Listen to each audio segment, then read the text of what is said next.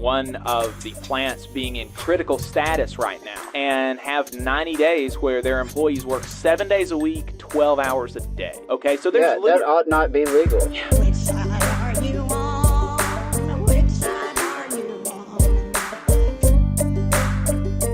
The UAW strike authorization vote is obviously the big labor news this week, and that is that the 150,000 Big Three auto worker UAW members voted 97% to authorize a strike. That was announced by the UAW International Union by President Shawn Fain yesterday morning in a live stream. And so let's listen to him make that announcement. All right, well, we've got a couple clips here from Shawn Fain. I want to make sure I get the right one. Hopefully I do here. That all of us are fed up with the Big Three's race to the bottom. We're fed up with seeing Big Three profits break the bank. I don't think that's the right one. While we're breaking our backs. I thought I had it titled Announcement. Oh, okay. All right. Yeah. Cool. Let me see if I can find that. Sorry about that, y'all. Oh, no worries. Right.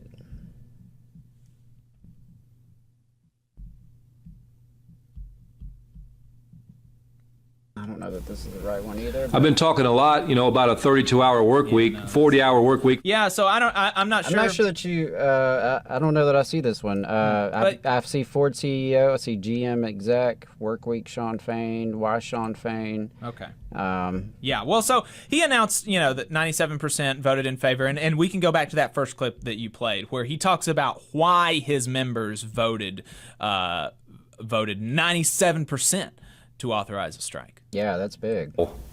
That all of us are fed up with the Big Three's race to the bottom. We're fed up with seeing Big Three profits break the bank while we're breaking our backs. We're fed up with Big Three CEOs getting double-digit pay increases while our pay continues to go backwards. We're fed up with plant closures, tears, and corporate greed.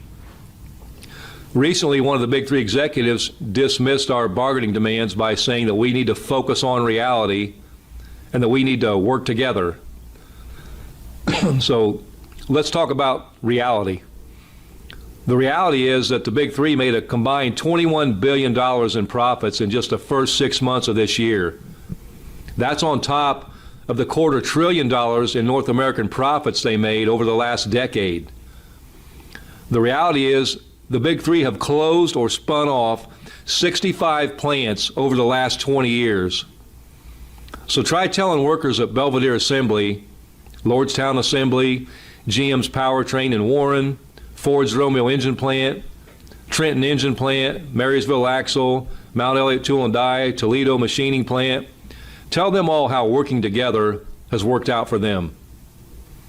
Try telling our retirees who haven't seen an increase by 1 cent over the last 17 years while inflation has skyrocketed, how well working together has worked for them. Our retirees have went backwards. Tell all the temps that are living paycheck to paycheck, scraping to get by, while they're working 7 days a week for 12 hours a day in some places, with no commitment to their future, how working together works for them. Better yet, ask Sarah Chambers, a single mother who started at Ford as a temporary worker and had to work for 16 years before reaching top pay. Tell her what it's like to work together with management. Right now, a majority of the Big Three employees are second-class workers with no pensions and no post-retirement health care. So how's that working together? Are we working together when our wages have regressed over the last 10 years? Inflation's been hammering us. We see it in the price of bread, in the cost of milk. And here's a simple truth that every real unionist knows in the depths of their soul. We're working together, and when we're working together with management, it doesn't work. That's why contract talks are called collective bargaining, not working together. We've sat by for decades while these companies continue to just take and take from us. They took our union's hard-won pensions, they took our retiree health care, they've taken our wages, They take our mental and physical health. I just talked to someone this morning who's talking about his daughter working in a plant, has had carpal tunnel on both hands. So, this is our time to take back what we're owed. Working together with the companies doesn't work for us. Hey, 5 seconds. Just wanted to say that this is only possible because of our donors. If you want to see more of this, then consider donating yourself at tvlr.fm/donate. And so there you go. I mean, a really powerful message there about rebutting exactly to what the complaints about going on strike are going to be. There's going to be all sorts of people in the media. Why don't you just work together? Why are you so combative to your company? Why are you so antagonistic towards the company, the poor company? Why don't you just work together? And that is what working together gets you. It gets you disrespect, less wages, worse working conditions, not being able to retire with dignity. Unfortunately, and I know that this is something that is near and dear to a longtime listener of the show, Joe Marshall. This was a big fight that he had with the paper companies back in the 80s about teams and redesign and labor management partnerships. It's all when it's coming from management and it doesn't come along with a stake in the company, then it's not worth the paper that it's written on or not written on. Probably sent out in an email today, some of these plans. Yeah, well, I think, working together on whose terms and to what end. Yep. Is what's important. I mean, if management wants to work together to recruit and retain employees by paying them what they're worth, hey, I'm sure, President Shawn Fain is happy to work with them on that. Right. If they want to work together on ending this, travesty that is 2 tiers, I'm sure he's happy to work together on that, I'm sure. Right. So working together, but on whose terms and to what end is what is relevant. And because I dealt with that, in my career as a staff organizer, at what point do you push too much? What times do you work together? What times is it combative? And there's not always easy answers for that. But, when the other side is not operating in good faith, or when you see, just as in this case, the massive profits that they have reaped. I mean, just massive profits. And the idea that a little bit of dignity and respect for these workers is too much to ask. I mean, come on now. There are no cars without the workers. Yeah. There are no profits without the workers there, right? And the workers are giving so much of themselves, their lives, their time, their minds and bodies, and producing these wonderful profits. And so, it's not a lot to ask.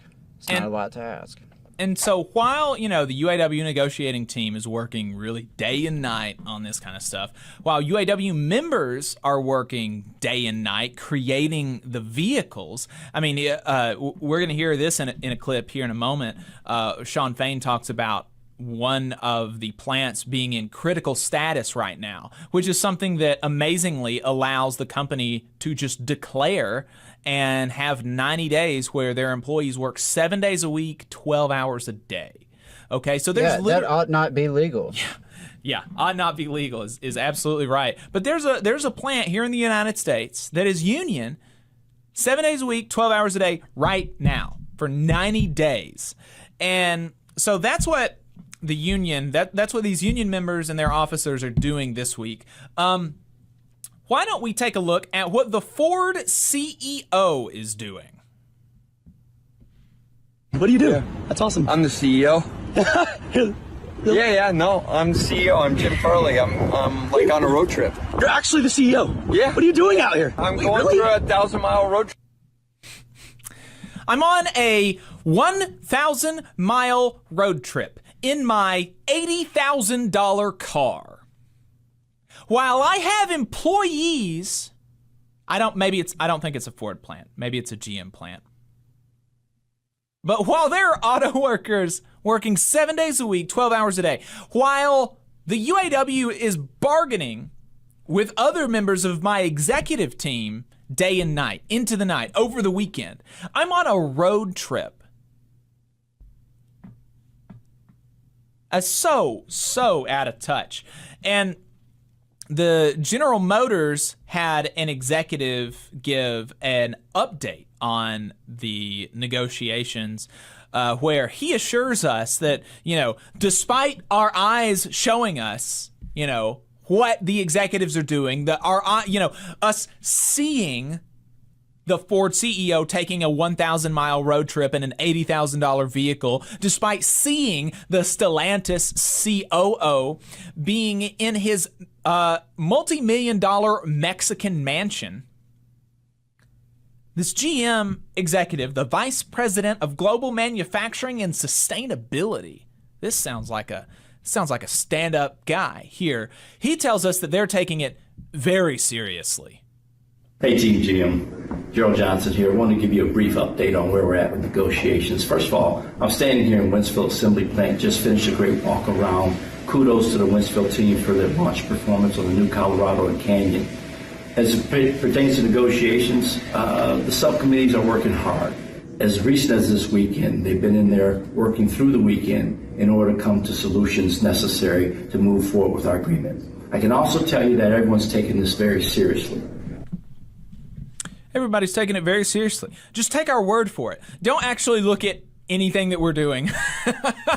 Just take my word for it. I'm saying it, and that makes it true. Really gross stuff. You just saw a clip from the Valley Labor Report. We are live every Saturday morning from 9:30 a.m. till 12:30 p.m. And we pride ourselves on keeping all of our content free to everybody so that we can talk to as many working folks as possible. If you support the work that we're doing, you think that it's important, you think that it's good, then consider making a monthly contribution to the project, and you can do that on our website, tvlr.fm.